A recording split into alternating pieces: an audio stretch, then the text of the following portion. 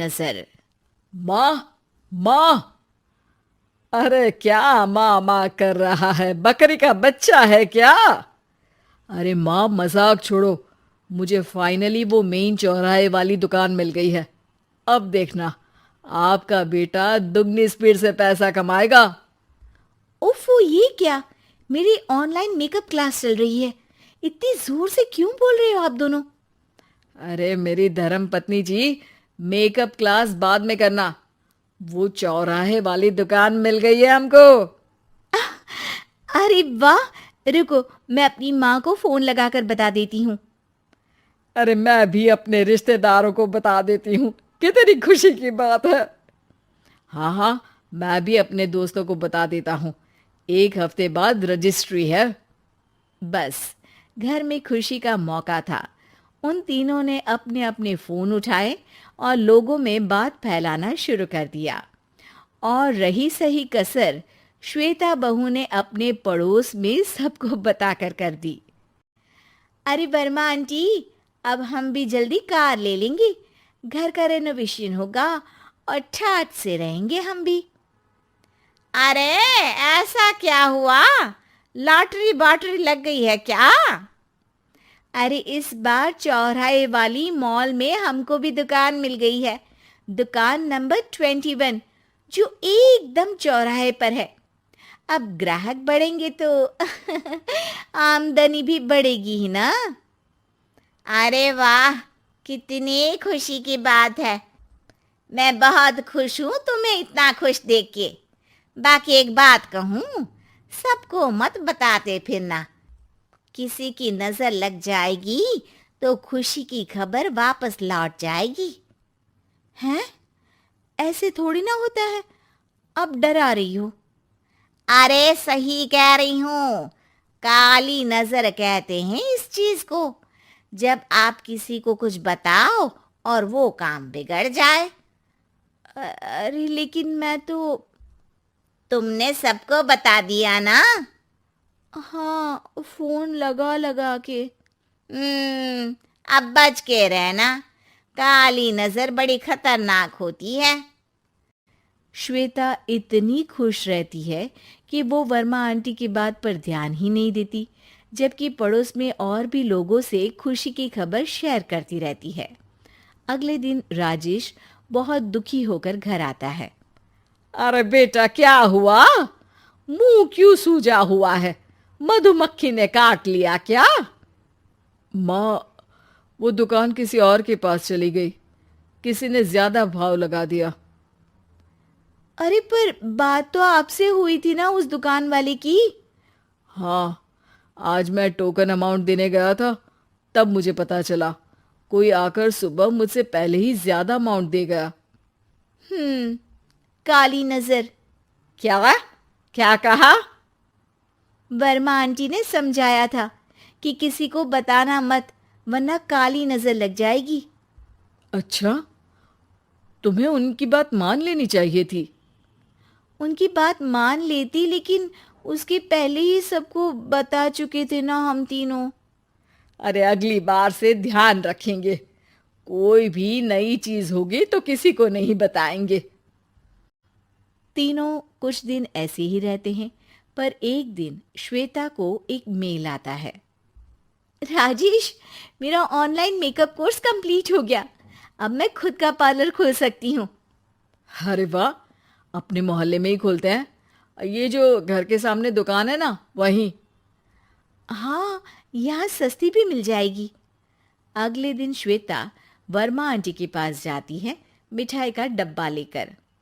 अरे आओ आओ, कैसे आना हुआ? जोर से नहीं बोलूंगी।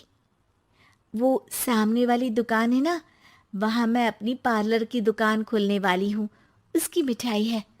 अरे वाह, बहुत बधाई हो तुमको। हाँ, मैं कमाने लगूंगी तो राजेश पर पूरे घर का बोझ नहीं रहेगा ना आंटी जी। ये तो है। पर ये बता कि तूने ये बात किसी और को तो नहीं बताई ना? अरे नहीं नहीं, पिछली बार गलती कर दी थी। काली नजर लगी किसी की और राजेश के हाथ से वो दुकान चली गई थी। सबको मत बताना। चलो मैं चलती हूँ, कल दुकान की बात करने भी तो जाना है। अगले दिन श्वेता दुकान के लिए मालिक से बात करने जाती है। अरे लेकिन दुकान तो हम कल रात को ही किसी को दे चुके हैं। कल ही? हाँ कल ही। 2 दिन बाद कोई यहाँ पार्लर भी खोल लेगा। अब कहीं और दुकान देख लीजिए। अरे पर हमको भी तो पार्लर ही खोलना था। हाँ भाई एक ही दुकान है, आधी आधी तो नहीं दे सकता ना मैं। राजेश और श्वेता घर पर हताश होकर आ जाते हैं।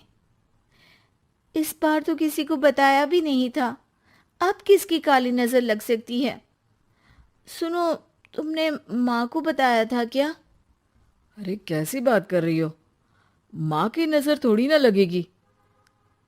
पक्का तुमने किसी को नहीं बताया था ना? सिर्फ वर्मा आंटी को बताया था, उन्होंने ही मुझे किसी को नहीं बताने को कहा।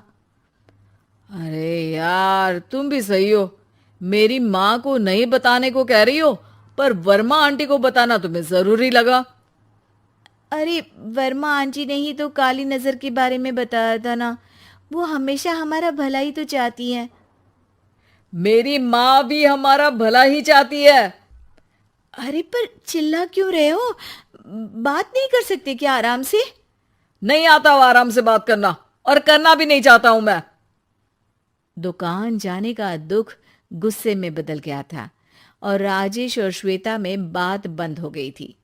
2 दिन बाद मोहल्ले में पार्लर का इनॉग्रेशन हुआ, जिसमें मोहल्ले के सभी लोगों को बुलाया गया, पर श्वेता, राजेश और माँ नहीं जाते। माँ अंदर आ जाओ, क्या देख रही हो? अरे नया पार्लर देख रही हूं अपने आंगन से।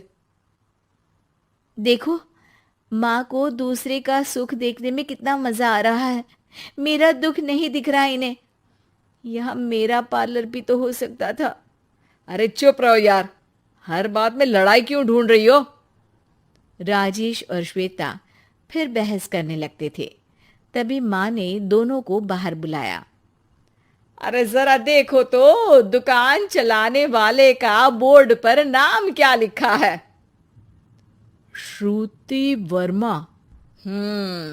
गाड़ी निकाले बेटा, हमें कहीं जाना है। काली नजर का इलाज कराने?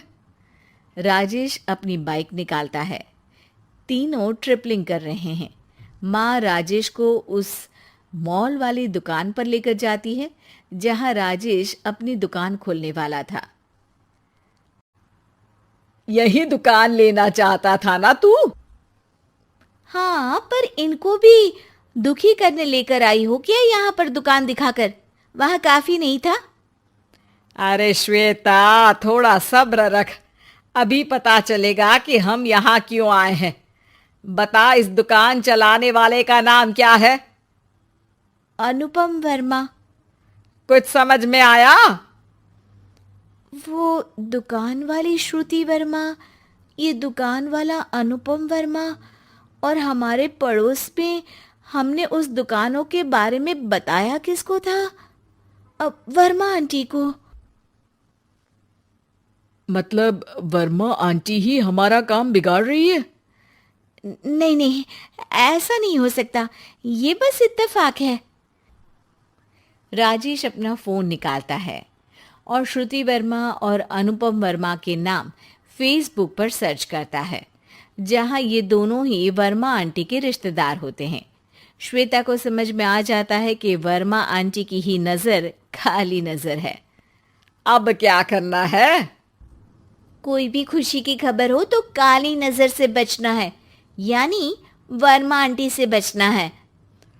अरे पर मुझे ये समझ में नहीं आया कि वो हमारे साथ ऐसा क्यों करेंगी। अरे बेटा एक सीख है, दूर के आदमी को आपकी तरक्की से कम परेशानी होगी, पड़ोसी को ज्यादा।